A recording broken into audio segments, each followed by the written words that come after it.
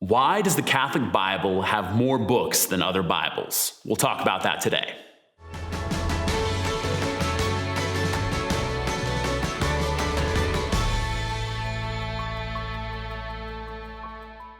It's possible that you went to a wedding one time of a Catholic friend and were there, and then you all of a sudden heard a reading from a book that you're like, is that book in the Bible? Because I don't remember it. Maybe the book of Tobit, which has a great reading that's used at a lot of different Catholic weddings. And you can ask yourself, and maybe do a little research and realize that the Catholic Old Testament has 7 books more than what we'd call the Protestant Old Testament. And so you can say, well, why? What's the difference? Why are those books there, and why aren't they in the Protestant version as well? And why did the Catholic Church add them?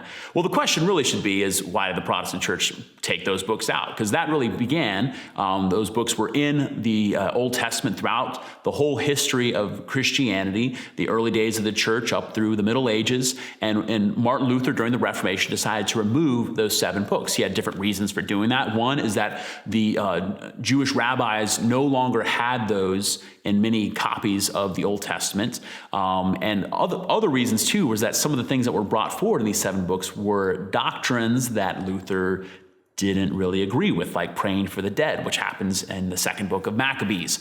So the books that are in the Catholic Old Testament that have been removed from the Protestant Old Testament are Tobit, Judith, Wisdom, Sirach, Baruch, and 1st and 2nd Maccabees. Now, if you look at those books, that a lot of times those books were books that were part of the Jewish diaspora, meaning they were written in Greek, and they had to do with Jews in exile. So there was always some suspicion when Jewish rabbis began compiling their versions, and there were many different versions of what we would call the Old Testament, that a lot of times books that were written in Greek were viewed with some suspicion. But during the time of Jesus, all these books were in use by rabbis, were in use by Jewish believers in and around the time of Jesus.